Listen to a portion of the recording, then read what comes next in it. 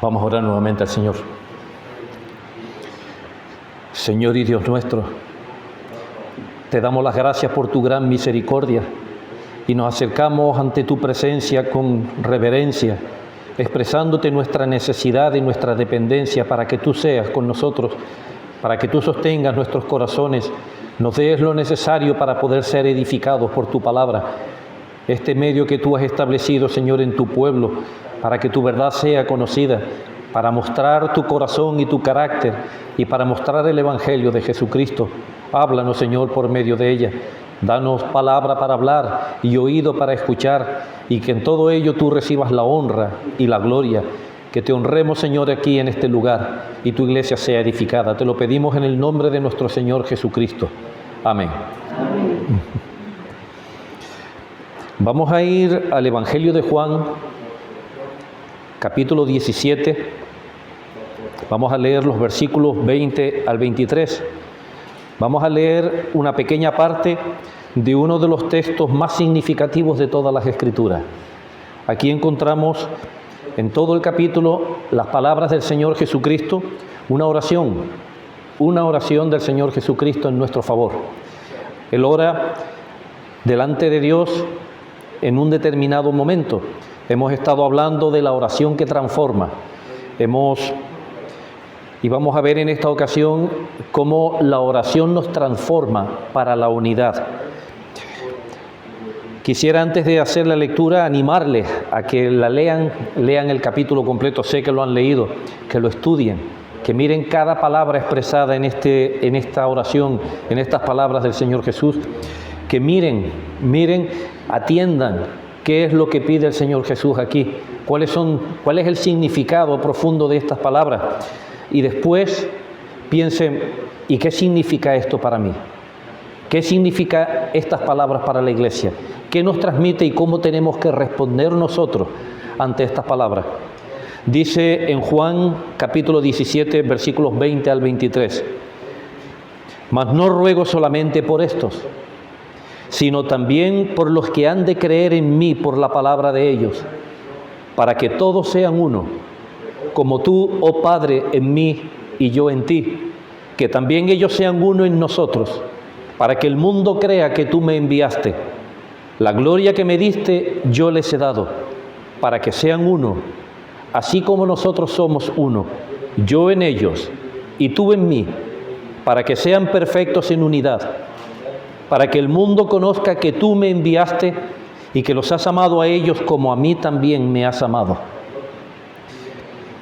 Hemos visto en los sermones anteriores que la oración transforma nuestro corazón, como vimos en Éxodo 33 el domingo pasado, que también transforma nuestra visión, como vimos hace un rato en este mismo texto a partir del versículo 18.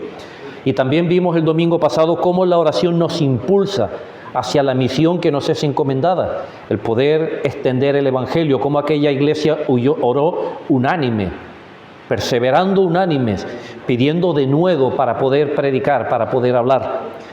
Bueno, pero si todo eso que hemos visto, nosotros queremos que tenga fruto y que ese fruto sea duradero, que sean palabras que perduren en nuestras mentes, en nuestros corazones, en la vida práctica de la iglesia, si queremos que todas esas cosas formen parte de nuestros corazones y de nuestras iglesias, entonces la iglesia necesita un cimiento firme, la unidad.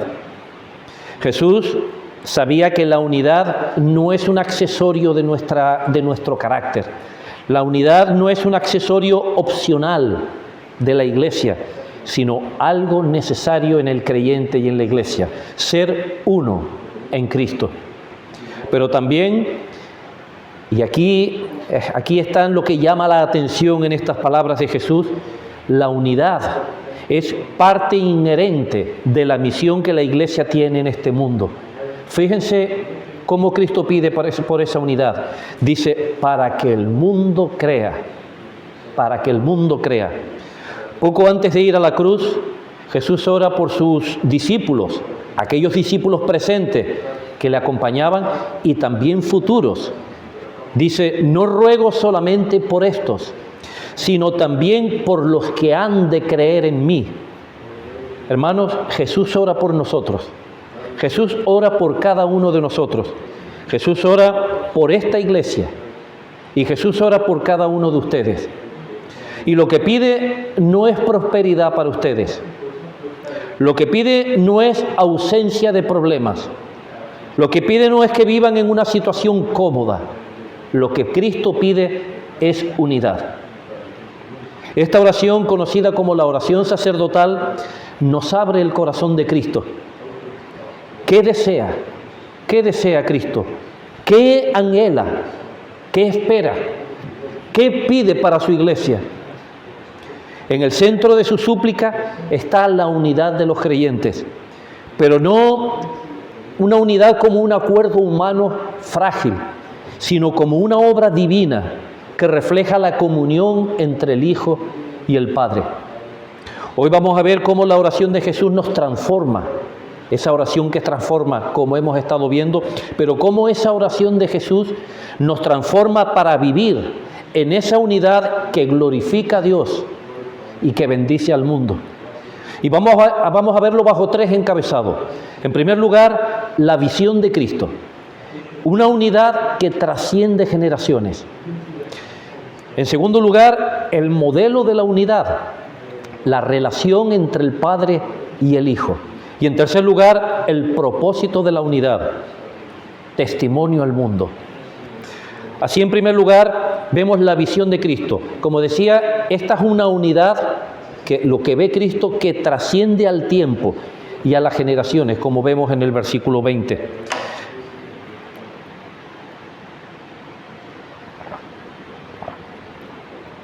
Jesús no ora solo por sus discípulos.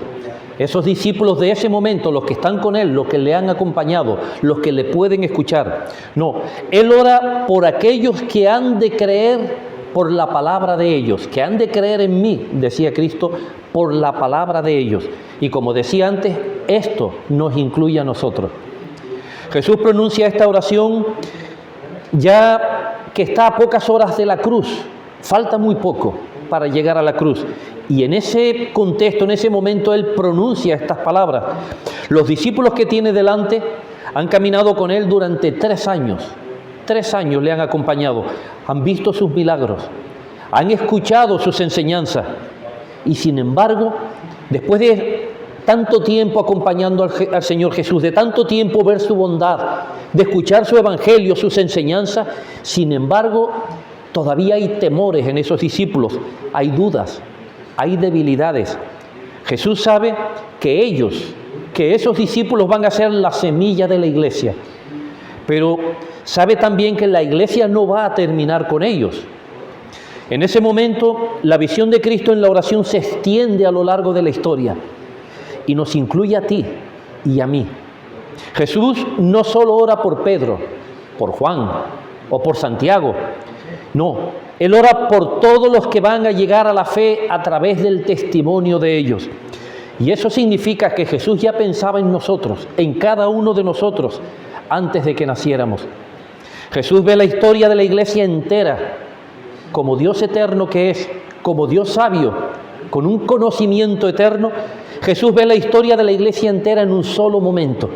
No está limitado a los problemas del día, del momento. No está limitado a la generación inmediata.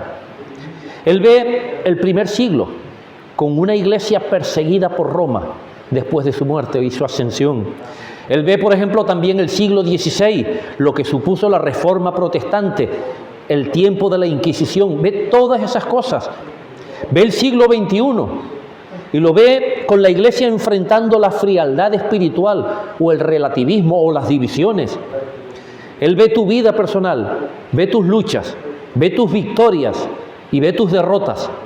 Y en esa visión esa visión eterna que Dios, como Dios que Él tiene, Él ora por ti, por cada uno de nosotros.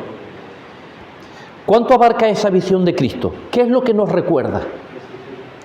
Por un lado, nos recuerda que la unidad y la fortaleza de la iglesia de hoy son fruto de una oración que comenzó hace más de 2000 años. Recuerden que Cristo intercede a la diestra del Padre. Esa oración comenzó hace más de 2000 años. La unidad de la iglesia es fruto de la obra y de la relación de la oración de Jesús. el avance del Evangelio formaba parte del sentimiento de Cristo. Y esta oración nos alcanza hasta nosotros hoy, en este día. Nosotros somos parte de esa petición de Cristo. La unidad, por tanto, no es resultado de un proyecto humano, algo que nosotros podamos elaborar, definir, llevar a cabo. No, es parte de la intercesión del Hijo de Dios por los suyos, por su iglesia.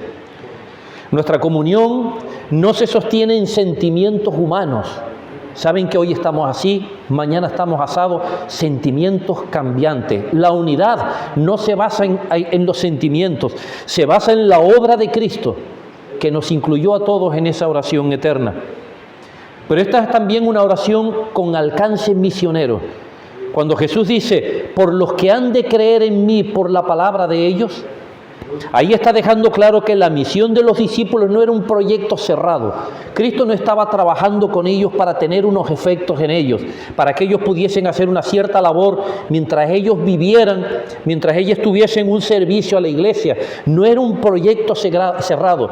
El ministerio de Jesús tenía entre ellos, era con un alcance mucho mayor que ellos mismos. El alcance del Evangelio que ha llegado hasta nosotros. Su testimonio iba a generar otros creyentes. La predicación del Evangelio por medio de los discípulos iba a traer nuevos creyentes, y esos creyentes iban a traer otros creyentes, hasta que el Evangelio llegara a todo lugar, a todo lugar. Tú y yo somos el resultado directo de esa cadena. Nuestra fe no surgió de la nada, porque sí, alguien nos habló de Cristo. En mi caso, yo nací en una familia cristiana. Otros han escuchado el Evangelio por un conocido, por un familiar. Alguien nos habló de Cristo. Y esa persona que nos habló, quizás nuestros padres o quizás un amigo, un familiar, esa persona que nos habló escuchó el Evangelio de otra persona. Y así podríamos remontarnos hasta los apóstoles. Ahí comenzó el Evangelio. Así ha sido como el Evangelio se ha extendido por todo el mundo y a través del tiempo. Esto significa que somos parte de una misión en progreso. El Evangelio continúa por medio de nosotros. Si la oración de Jesús nos incluyó a nosotros, aún continúa. Nuestro testimonio debe de incluir a otros. Esta es también una oración que nos desafía a la unidad. En su visión eterna de los creyentes y de la iglesia, Jesús ora con este deseo profundo. Dice, para que todos sean uno. Su énfasis, por eso les insistí antes, lean este capítulo completo, lean la oración de Jesús, deténganse. El énfasis en las palabras de Cristo son, en esos versículos siguientes, es para que todos sean uno. Si Jesús valoró nuestra unidad antes incluso que nosotros existiéramos, ¿cómo no vamos nosotros a cuidarla y luchar por mantenerla? Recordar su deseo, recordar la petición de Cristo nos da un fundamento sólido para trabajar siempre en favor de la comunión fraternal, para hacer lo imposible por la comunión entre nosotros. Era el deseo de Cristo, hermanos, era el deseo y la petición de Cristo. Si Él pidió por mi unidad con mis hermanos, yo no puedo permanecer indiferente. Tiene que formar parte de mi carácter, de mi deseo, de mi trabajo, de mi esfuerzo. Yo debo orar y debo actuar en favor de esa unidad. Yo no puedo ser indiferente ante las palabras de Cristo. Él pide que todos sean uno, no solo que se lleven bien, sino que reflejen la unidad entre el Padre y el Hijo. Fíjense estos detalles, que reflejen la unidad entre el Padre y el Hijo. Jesús no ora simplemente para que haya una armonía entre sus seguidores, sino que su petición va mucho más allá. Pide que todos sean uno, como tú, oh Padre, en mí y yo en ti, como dice el versículo 21. La unidad que Cristo desea para la iglesia no es superficial, no es una unidad circunstancial. Según ciertos momentos, ciertas cosas, pues hay que actuar así. No. Es una unidad que refleja la relación perfecta que existe dentro de la Trinidad. Y esto nos lleva al segundo punto. ¿Y cómo es esa relación? cómo es la relación entre el Padre y el Hijo. Ahí vemos el modelo de la unidad, la relación entre el Padre y el Hijo. Entre el Padre y el Hijo no hay competencia, no hay desconfianza, no hay distancia. Piensen bien en estas cosas, porque es lo que Cristo señala como nuestro modelo de unidad.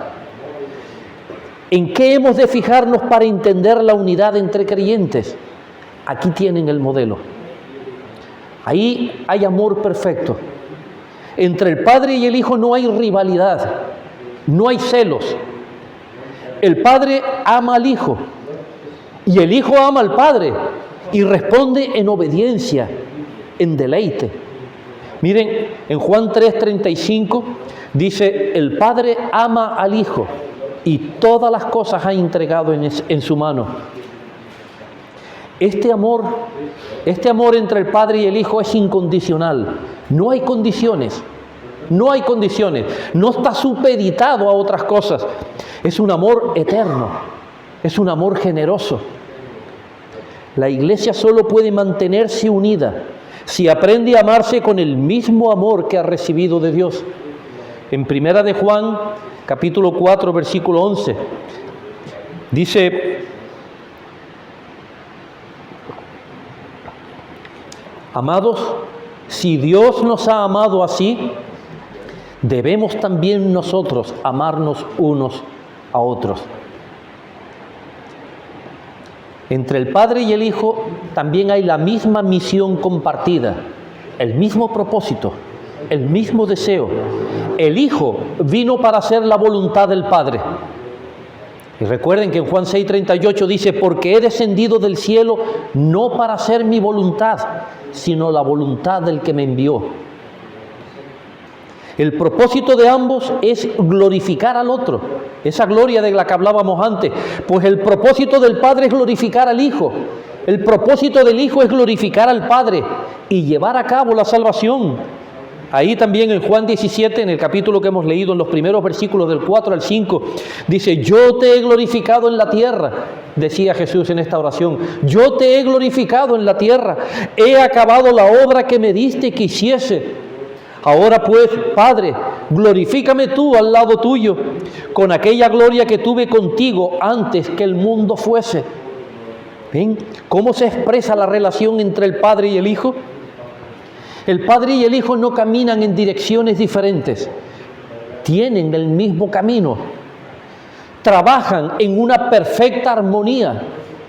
De igual manera, la Iglesia no es un conjunto de intereses personales, donde cada uno tiene unos ciertos deseos, unas ciertas inquietudes, y cada uno trabaja en la forma que cree conveniente, uno por aquí, el otro por allá.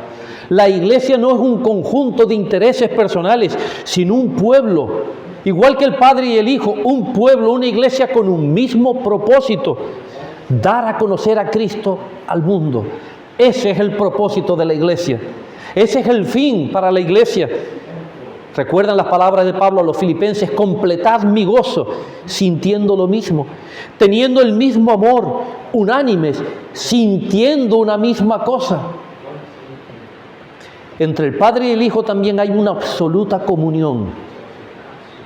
Hago énfasis en este punto, porque este, como decía, es el modelo de la unidad de la iglesia. Entre el Padre y el Hijo hay absoluta comunión.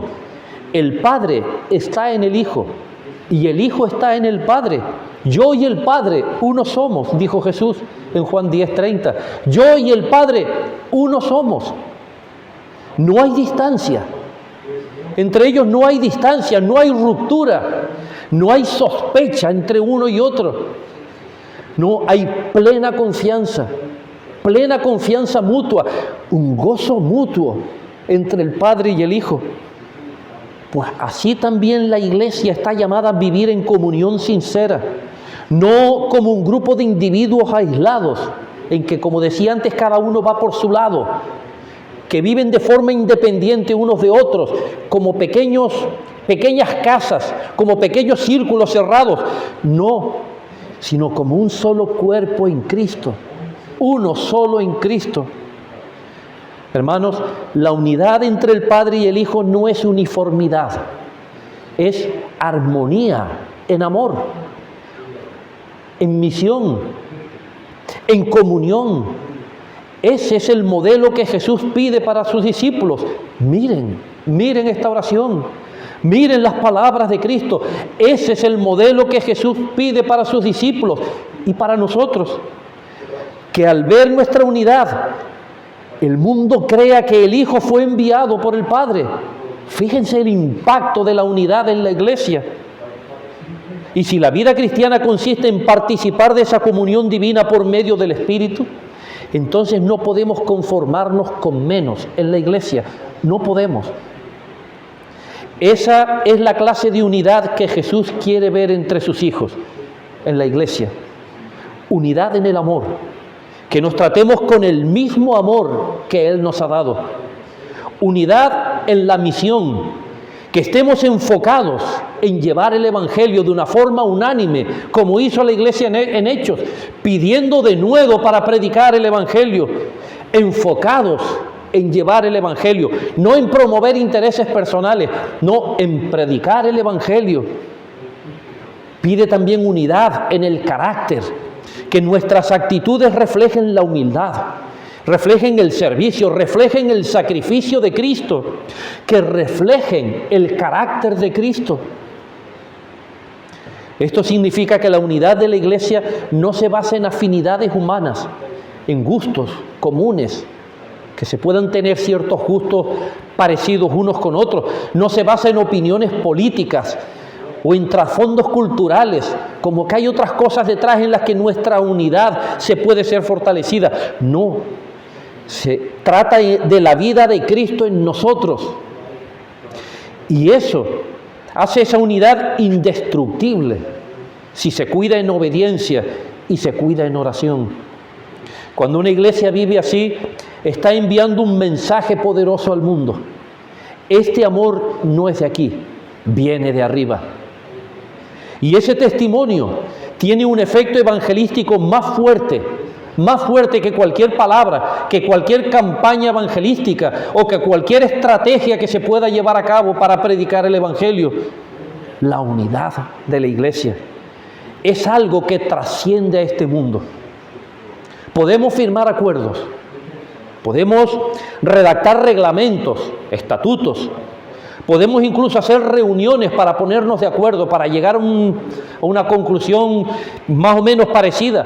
Pero si la unidad de la iglesia se basa únicamente en un pacto humano, tarde o temprano se romperá.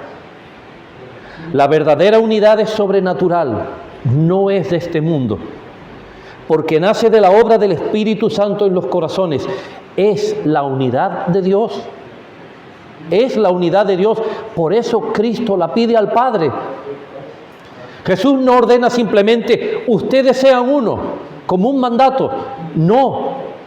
Ora al Padre para que esa unidad se produzca. Le pide a Dios para que todos sean uno. Como tú, oh Padre, en mí y yo en ti. Cristo sabe que la unidad es frágil. Porque si depende de factores humanos, si depende de nuestros recursos, es frágil, pero es firme cuando es fruto de la gracia. No es un pacto de voluntades humanas, sino una respuesta a la intercesión de Jesús por nosotros. Y esto cambia también la perspectiva. No se trata de mantenernos unidos por diplomacia, por mantener una cierta unidad, no, sino por una transformación interior, una transformación del alma, del carácter, el espíritu obrando en nuestro interior. No es solo tolerarnos, aguantarnos o soportarnos, es evitar ciertas cosas, no, sino ser moldeados en nuestro interior por el mismo Espíritu Santo. Ese mismo Espíritu que habita en todos los creyentes, en todos los corazones. La unidad no se mantiene por inercia. Hemos de cuidarla en oración. La base de nuestra unidad no es la uniformidad externa, sino la comunión espiritual que refleja el amor eterno entre las personas de la Trinidad. Cristo nos da su gloria, como vemos en el versículo 22, es decir, nos da su presencia, nos da su espíritu, como fundamento de la verdadera unidad. Hermanos, lo que realmente nos une es la vida de Cristo en nosotros. Qué importante es tener en cuenta esto que acabamos de decir. Vamos al tercer punto, el propósito de la unidad, el testimonio al mundo. Miren lo que Jesús oró. Jesús pide al Padre, para que todos sean uno, para que el mundo crea que tú me enviaste.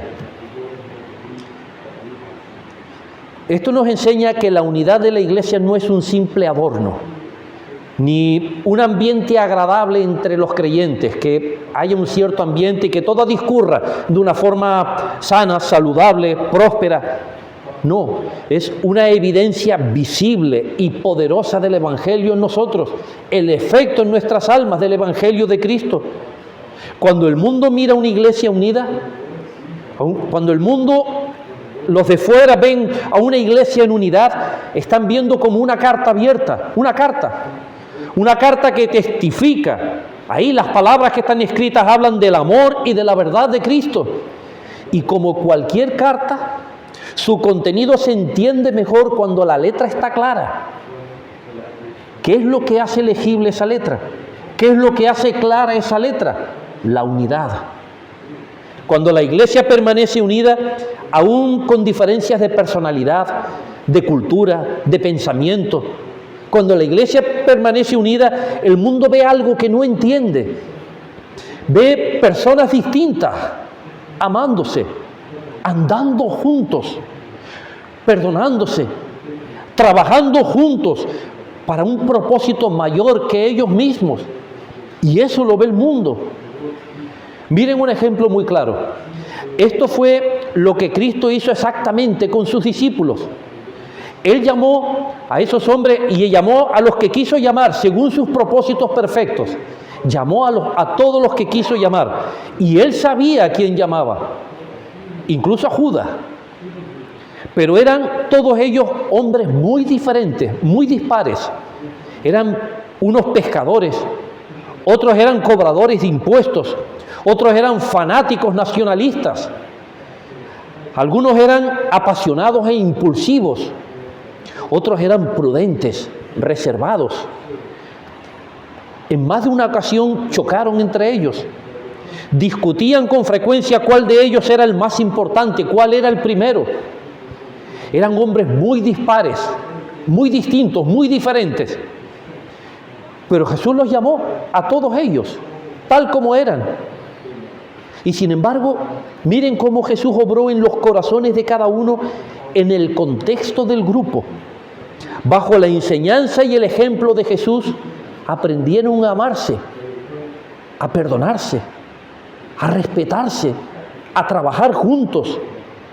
Y aún después, cuando Jesús ya no estaba entre ellos, supieron tratar con sus diferencias para preservar la paz y la unidad en la misión que el Señor les había encomendado.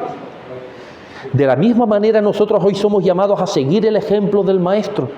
No podemos esperar que todos pensemos igual, que todos tengamos la misma personalidad, pero sí podemos y debemos aprender a escucharnos, a respetarnos, a perdonarnos, como decía, y a trabajar juntos. Es necesario, es la obra de Cristo, es lo que Cristo pedía. Y cuando nosotros hacemos así, el mundo verá algo en nosotros que no es de este mundo, La presencia viva de Cristo, uniendo lo que de otra manera estaría separado.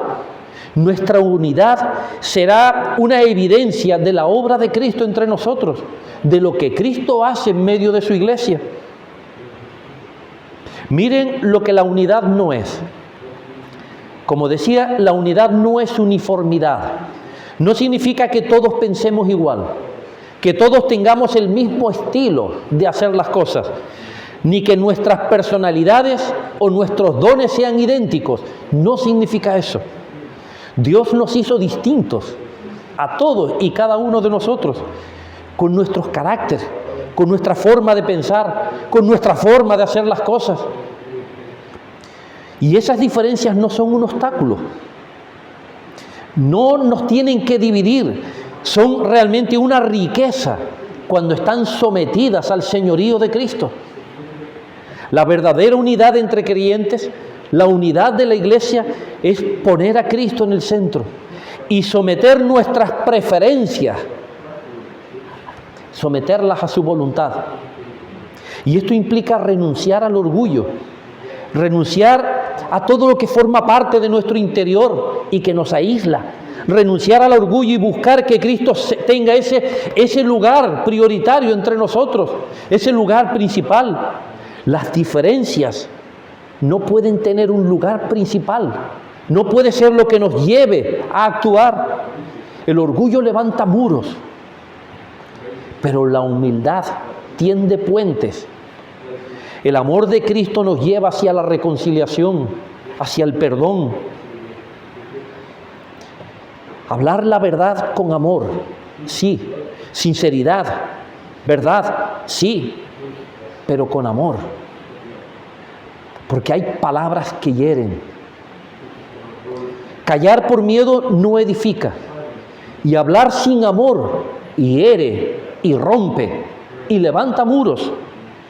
Y nosotros necesitamos ambas cosas. Necesitamos la verdad y necesitamos el amor. Orar unos por otros. Orar unos por otros. Incluso por aquellos que a mí me cuesta esfuerzo. Orar unos por otros. La oración ablanda los corazones. La oración nos recuerda que el otro también es hijo de Dios, que nuestro hermano también es hijo de Dios, y eso nos lo recuerda la oración cuando oro por el hermano. Este tipo de oración es un reflejo del amor de Dios. Trabajar con el mismo objetivo, que Cristo sea conocido, que Cristo sea glorificado. No buscamos imponer nuestro criterio, nuestra forma de pensar o nuestra forma de hacer las cosas. No, sino exaltar a nuestro Señor Jesucristo entre nosotros. Esto lo vemos en la iglesia primitiva. Entre los primeros creyentes había judíos y gentiles. Habían hombres y mujeres con culturas, con costumbres y con trasfondos totalmente distintos unos de otros. A los ojos humanos parecía imposible que tanta diversidad de personas pudieran convivir en un mismo pueblo o en una misma iglesia. Unos venían de la ley de Moisés, otros venían de la idolatría, traían dioses y seguían aún con sus costumbres y sus prácticas. Unos tenían prácticas religiosas muy marcadas y otros no tenían ninguna práctica religiosa. Unos se sentían orgullosos de su herencia, de aquello que traían, y otros estaban cargando con su pasado.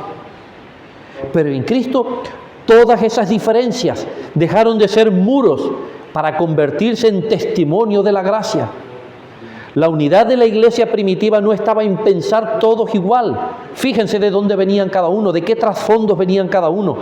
Pero la unidad de esa iglesia no estaba en que todos llegaran a pensar igual, no, ni en compartir las mismas costumbres tampoco, sino en tener un mismo Señor, un mismo espíritu, un mismo propósito, un mismo corazón. Como le dijo Pablo a los Corintios en la primera carta, capítulo 1, 10, os ruego, decía Pablo, que estéis perfectamente unidos en una misma mente y en un mismo parecer. Pero ¿eso es posible? ¿Eso es posible? Naturalmente, en la iglesia primitiva, esa diversidad generó tensiones, generó discusiones sobre la comida, discusiones sobre el sábado, sobre las costumbres religiosas como la circuncisión.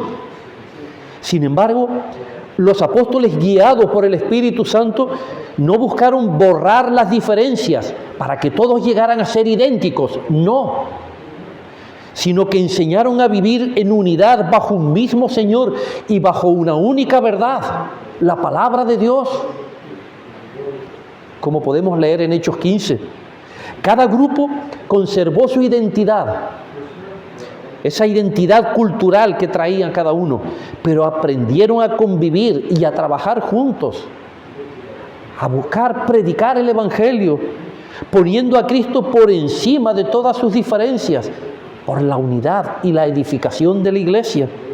Y hermanos, hoy no es diferente. Es la misma iglesia en el siglo XXI que la iglesia fundada por Cristo. Es variada. Entre nosotros hay variedad de culturas, de identidades, de costumbres. Hoy la iglesia es diversa.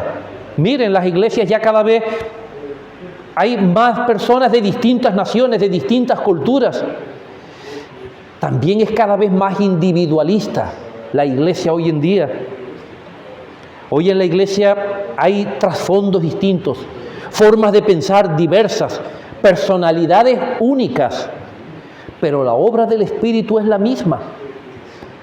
El Espíritu toma lo que divide, aquello que divide al hombre, aquello que divide a la iglesia, y lo transforma en riqueza, para que la iglesia sea un solo cuerpo donde cada miembro es necesario. La unidad no significa uniformidad, ser todos iguales, sino vivir bajo el mismo fuego del altar. ¿Recuerdan cuando hablamos del fuego? Que Cristo sea el centro de la iglesia. Miren también el impacto espiritual de la unidad. Cuando la iglesia vive en verdadera unidad, impacta al mundo. Está cumpliendo su misión evangelizadora sin necesidad de abrir la boca. En el siglo II, el emperador Tertuliano observó este fenómeno entre los primeros cristianos y resumió en una frase que ha permanecido por los siglos. Lo resumió en esas palabras. Dijo: mirad cómo se aman. Y es una frase que ha perdurado, que es conocida. Jesús mismo dejó claro este principio cuando oró al Padre. Él conecta esa verdad, la enlaza directamente para que todos sean uno. Dice: para que el mundo crea que tú me enviaste. Ven, coge la unidad y la enlaza directamente con esto, para que el mundo crea que tú me enviaste. Podemos verlo en el libro de Hechos. La iglesia primitiva vivían unánimes, compartiendo no solo el pan, sino la vida, compartiendo todas las cosas. Hubo errores y hubo pecados entre ellos, pero esa unidad no era ausencia de problemas, sino la presencia de un compromiso mayor, la gloria de Cristo y la expansión de su reino en este mundo. Esa unidad da seguridad a quienes pertenecen a esa unidad y provoca admiración en aquellos que la observan. Así también la iglesia unida se convierte en un faro en medio de un mundo oscuro, un mundo que no tiene la verdad, un mundo gobernado por el diablo, por el pecado, un mundo dividido, un mundo enfrentado. Pues la iglesia unida se convierte en un faro ante ese mundo. Y también la unidad requiere oración constante.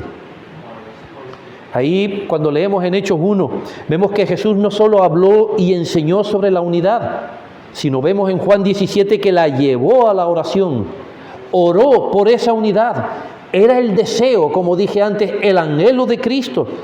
Y si Él, el Hijo de Dios, consideró necesario orar por la unidad de sus discípulos, Cristo creyó necesario orar por la unidad de los discípulos, por nuestra unidad. Si Él lo vio necesario, ¿cómo podemos nosotros descuidar ese tipo de oración, ese clamor ante Dios? La unidad no aparece de forma natural o automática, más bien todo lo contrario.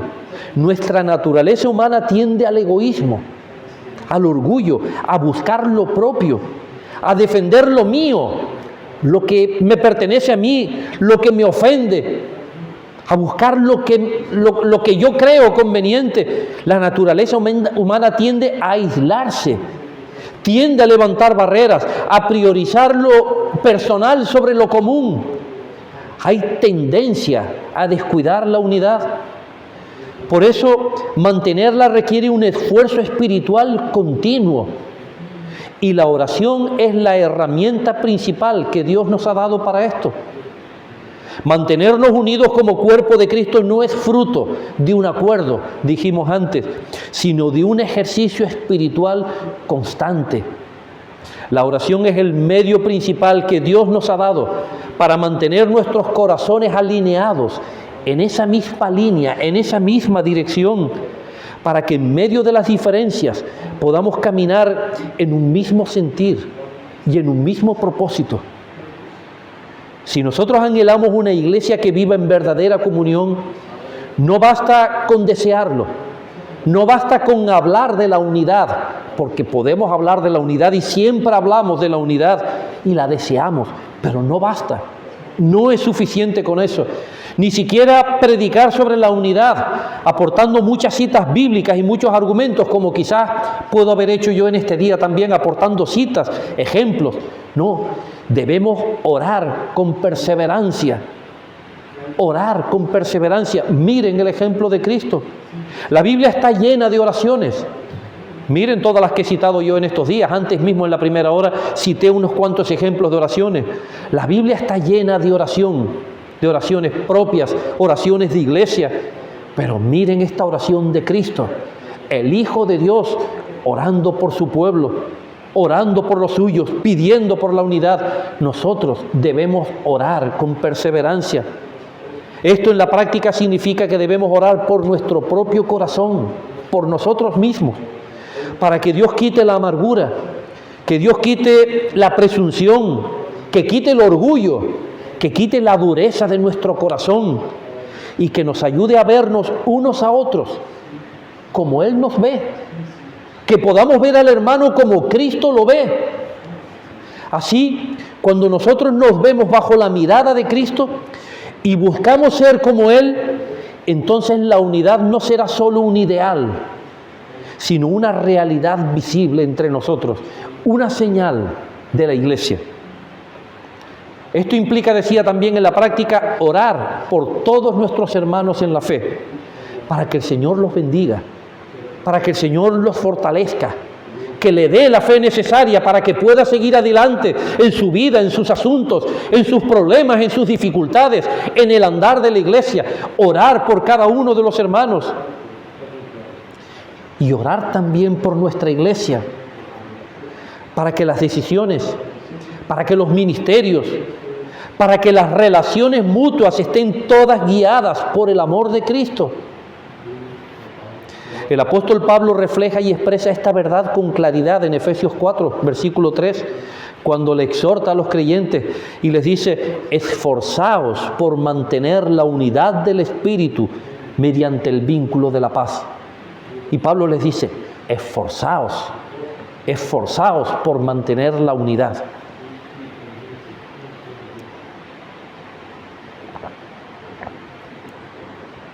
Ese esfuerzo nos llama a estar alerta.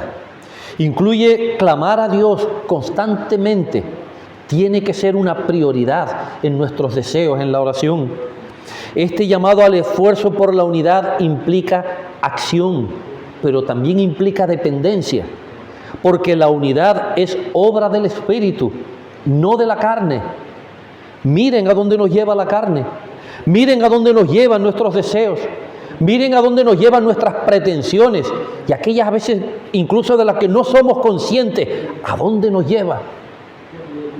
No podemos sostener la unidad con nuestras propias fuerzas. Es el Espíritu quien la produce y quien la preserva. Ese esfuerzo del que habla Pablo no es solo tratar de llevarnos bien, sino clamar a Dios, esforzaos por mantener. Clamar a Dios de forma constante para que Él guarde nuestros corazones, para que quite las barreras, para que nos una bajo su paz. Sin la obra del Espíritu, toda unidad que construyamos será frágil. Con Él será firme y duradera. Hermanos, cuando nosotros oramos juntos y oramos unos por otros, algo sucede en nuestro corazón. Algo sucede en nuestro interior. Nuestros corazones se alinean. Comenzamos, como dije antes, también a vernos con los ojos de Cristo. El amor crece. El amor crece. Y nuestras diferencias se vuelven pequeñas. Nuestras diferencias pierden peso frente a la grandeza de la obra de Cristo en nuestro favor. Y ya nuestras cosas, nuestros deseos, nuestras preferencias o nuestras diferencias las vamos viendo como menos importantes, porque observamos la grandeza y la bondad de Cristo obrando en nuestro favor para formar un pueblo propio que pasó por la cruz, como cantamos, que pasó por la cruz muriendo en nuestro favor, para que nosotros seamos lo que somos. Y antes de llegar a la cruz, oró por nuestra unidad. La oración privada, nuestra oración íntima, y la oración como iglesias, orando juntos ante el trono y ante la santidad de Dios. Esa oración nos recuerda que formamos parte de un mismo cuerpo cuando oramos juntos, que formamos parte de un mismo cuerpo, que seguimos a un mismo Señor, que a Él es a quien nos dirigimos. Hermanos, las relaciones humanas tienden al desgaste y la vida en comunidad siempre nos pondrá delante diferencias, tentaciones concretas en el ámbito de las relaciones.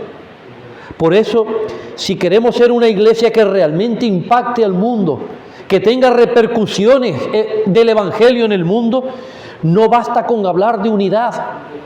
Debemos arrodillarnos por ella. Miren la insistencia de Cristo. Miren la insistencia de Cristo en esta oración. Antes de Pentecostés, ahí encontramos un principio clave en Hechos 1:14. Como ya he citado, todos estos perseveraban unánimes en oración. Pero no es casualidad, no es algo que pasó porque sí, una casualidad, que la llenura del Espíritu y el nacimiento de la iglesia sucedieran en un contexto de unidad cultivada en la oración. No es casualidad. El Espíritu vino en ese contexto de unidad e intercesión, en ese contexto de oración. La unidad no se mantiene sola, necesita ser regada como una planta viva que empieza en una semilla y va creciendo, salen flores o da fruto. Hay que regarla. La oración es ese riego constante, continuo, necesario para esa planta, que impide que la sequedad del orgullo o de la indiferencia marchiten las relaciones. Orar juntos no solo pide unidad, sino que la crea. La oración del pueblo de Dios en unidad no es para pedir unidad, no, la crea, la crea. Al elevar a Dios el nombre de un hermano, el corazón se alinea con el suyo. Cuando tú oras por tu hermano, te pones en línea con él, te pones junto de la mano con él. Si la unidad es un don de Dios, un don que Dios nos concede, pero también una tarea que nosotros debemos de cuidar. Si es así, entonces la oración por la unidad no es opcional, es parte de nuestra misión como iglesia, como creyentes. Hay que cuidarla y es necesario. Permítanme una ilustración. Todos conocen lo que es la iglesia del Tabernáculo Metropolitano de Londres. Esta iglesia en el siglo XIX fue una iglesia que llegó a tener 5.000 miembros activos. 5.000 miembros activos. No sé cuántos visitantes podrían haber. Y no solo crecía en número, no era una iglesia que crecía en número, era una iglesia que mantenía un alto compromiso con la oración, con el evangelismo, con las obras de misericordia. Una iglesia que tuvo un gran impacto en la sociedad inglesa, especialmente de Londres, pero de Inglaterra en general. Un gran impacto en aquellos avivamientos que sucedieron en Inglaterra en aquella época. Spurgeon, el pastor de esta iglesia, esto sé que es una cita conocida, frecuente, pero que viene al caso, solía llevar a los visitantes a lo que él llamaba la sala de calderas. No era una habitación literal para maquinaria, donde allí estaba pues el aire acondicionado, las máquinas para el calor cuando era... No era una máquina, no una sala para maquinaria, era un espacio donde los miembros de la iglesia se reunían para orar por el poder de Dios sobre la predicación y sobre la congregación. Allí acudían a orar. Spurgeon creía que la fuerza espiritual de su iglesia no estaba en su elocuencia, y era un pastor reconocido, llamado el príncipe de los predicadores, conocido por su elocuencia, por su predicación, pero él estaba convencido que la fuerza espiritual de su iglesia no estaba en su elocuencia, en su capacidad de predicar, ni en su organización. Miren una iglesia con 5,000 miembros y muchos más. ¿Qué estructura tendría esa iglesia? ¿Qué organización tenía que tener? ¿Cuántas personas responsables de...? Hemos conocido iglesias aquí con muchísimo menos, muchísimo, quizás 100 miembros, y ya tienen una estructura organizativa, que pues me imagino una iglesia con 5,000 miembros. Y Spurgeon estaba convencido que la fuerza espiritual de la iglesia tampoco estaba en la organización perfecta que pudiera tener. No, esa fuerza espiritual estaba en las oraciones de su pueblo, en las oraciones de los creyentes. De hecho, cuando le preguntaron por el secreto de la bendición de su ministerio, señalaba ese cuarto y decía, ahí es donde se genera el poder. Aquí está la sala de calderas, como un barco, que lo mueve es esa sala, la sala de máquinas. Pues ahí, decía él, es donde se genera el poder. Allí se oraba constantemente por la unidad, se oraba por el amor y se oraba por el impacto espiritual de la iglesia. Y Spurgeon estaba convencido de que esa oración conjunta no solo pedía bendición, no solo pedía capacidades, sino que unía a la iglesia en un mismo sentir y un mismo propósito. Hermanos, esto conecta perfectamente con lo que estamos diciendo. La unidad no se sostiene sola. Es como un fuego que necesita leña diaria, que hay que preservarlo porque si no se apaga. Y la leña es la oración juntos. El ejemplo de la sala de calderas es tan eficaz. Fíjense que incluso con miles de miembros, y la unidad se alimentaba con la oración constante. Se conocerían todos los miembros allí, pero allí se oraba por la unidad. Yo no lo sé si se conocerían todos, no soy capaz de saberlo, ¿no? Pero allí se oraba por la unidad de la iglesia. No se daba por sentada. Nosotros tendemos a ver y a valorar la unidad por la medida de la relación que nosotros mantenemos con este o con aquel hermano o hermana. Y quizás incluso por las cosas que estamos haciendo juntos. Nos podemos incluso juntarnos para leer la palabra de Dios, podemos juntarnos para orar. Y ese trabajo, esas cosas que podemos hacer juntos, nos hace percibir esa unidad. Hay una afinidad mutua, nos sentimos bien con ese hermano o con esa hermana y hacemos cosas.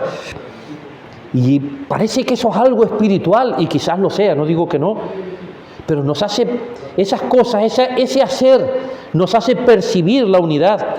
Hermanos, es cierto que puede haber una mayor inclinación entre unos y otros, es natural, pero también es cierto que se puede llegar a confundir afinidad con unidad espiritual. Por eso decía que la iglesia, la unidad de la iglesia no es uniformidad, pero podemos llegar a confundirlo.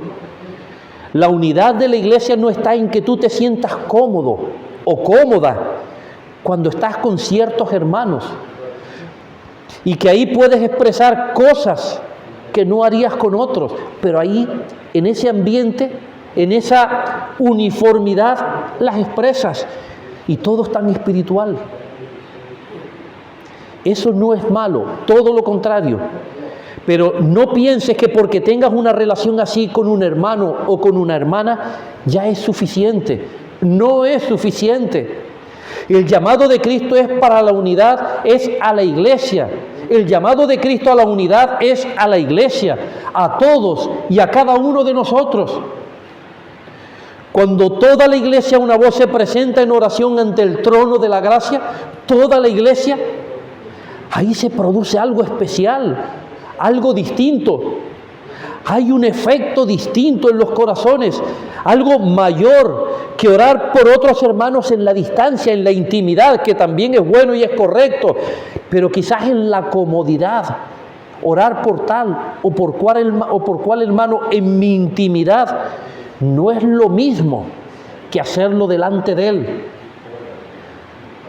La oración con todos los hermanos es más efectiva y poderosa, porque no es solo el terreno donde te sientes cómodo en tu intimidad, sino aquel terreno donde tú rompes las barreras personales para buscar la voluntad de Cristo, y lo haces junto a tu hermano o lo haces junto a tu hermana, ese hermano en la fe.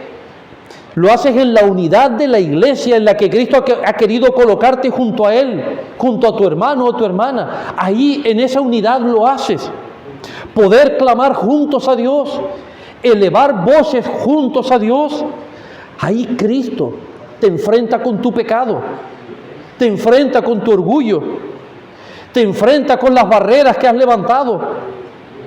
Ahí Cristo te confronta con la palabra de Dios, por la obra del Espíritu Santo, en medio de su pueblo, en el contexto de la oración.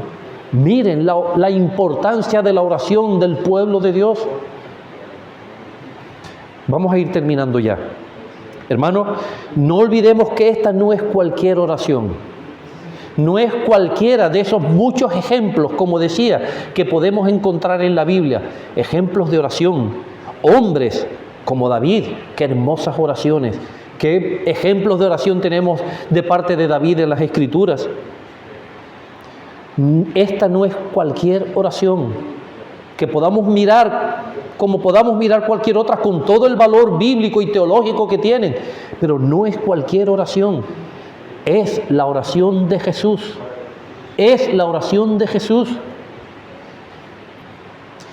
Esa oración hecha poco antes de la cruz, poco antes de entregar su cuerpo, su vida. Una oración hecha cuando Él sabía que iba a entregar su vida. Y en esa oración tan especial, en un momento tan trascendente como ese, en un momento como ese, Él pidió al Padre que nosotros, tú y yo, fuéramos uno. Que tú y yo fuéramos uno, que tú y tu hermano o tu hermana sean uno, como Él y el Padre son uno. Eso es lo que pidió Cristo, eso es lo que pidió para nosotros. La unidad por la que oró Jesús no es un lujo espiritual, algo especial, algo que esté fuera de nuestro alcance. No, Cristo oró por nosotros por eso, por unidad, para que todos sean uno. Es una necesidad vital de la iglesia, para que el mundo crea que Él es enviado, para que el mundo pueda ver a Cristo.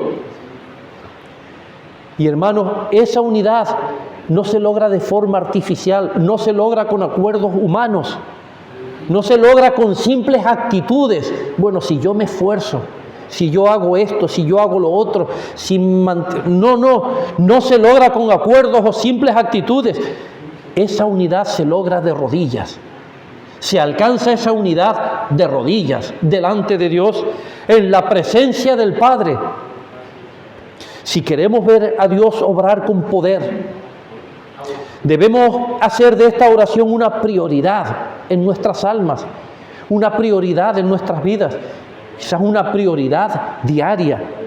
Que no haya día en que no oremos por el hermano, por ese hermano que nos satisface, que nos alegra, que nos hace sentir bien, no solo por él, también por aquel que nos entristece, por el hermano que nos hace daño, pero que es tu hermano, que es tu hermana. Que no haya reunión en la que no levantemos un clamor unánime por ser una iglesia unida, una iglesia centrada en Cristo, una iglesia llena de amor, llena de gracia. Hermanos, porque una iglesia que ora unida, parece un eslogan, pero una iglesia que ora unida se mantiene unida. Y una iglesia unida en oración se convierte en un testimonio vivo del amor de Dios en medio de un mundo dividido. El mundo está dividido, como decía antes. El mundo es muy dispar, muy diferente, y parece que la división es un factor que refleja lo que es el mundo. ¿Seremos nosotros igual? Pues que la Iglesia unida en oración se convierta en un testimonio vivo del amor de Dios en un mundo dividido. Hermanos, hoy el Señor nos llama a responder ante esa oración de Jesús. Por eso decía al principio, ¿qué vamos a hacer nosotros ante esta oración? ¿Será una simple lectura más de la Biblia? Algo que está ahí, que sí, que lo leemos, que está bien, que es muy hermoso, que implica... Pero, ¿qué implica realmente para nosotros? ¿Qué vamos a hacer nosotros con esa oración? ¿Cómo vamos a responder a las palabras de Jesús? Si Él oró por nuestra unidad, ¿cómo no vamos a orar nosotros? ¿Cómo no vamos a esforzarnos? Como decía, el Señor nos llama hoy. Hagamos un compromiso real. Que nuestras oraciones no sean solo por nuestras cargas personales, por nuestros deseos o anhelos. Que no sean solo por los problemas de la iglesia, sino también por la comunión fraternal de la iglesia. Que cada vez que doblemos las rodillas delante de Dios, levantemos ahí también ante el trono de la gracia los nombres de nuestros hermanos delante del Padre, que escucha nuestras oraciones, y que clamemos por ellos. Que Dios nos conceda ser una iglesia en que la oración no solo nos acerque a Él, sino que nos acerque entre nosotros, que cree esa unidad, y que cuando el mundo nos vea pueda decir, ellos son de Cristo. Este grupo, esta iglesia que tiene un letrero ahí fuera que se llama iglesia, esta iglesia es de Cristo, porque se aman y caminan juntos, para que el mundo crea que tú me enviaste. Si la oración nos une al Padre, también debe unirnos como hermanos. Que estas palabras calen en nuestro corazón. No son mis palabras, es lo que Dios dice en su palabra. Es la petición de Cristo para nosotros. Hermanos, unidad sin oración es una ilusión. Es una ilusión, es algo pasajero. Pero la unidad con oración es poder. Es poder. Que Cristo obre entre nosotros con poder por medio de su Espíritu. Nos despedimos en oración.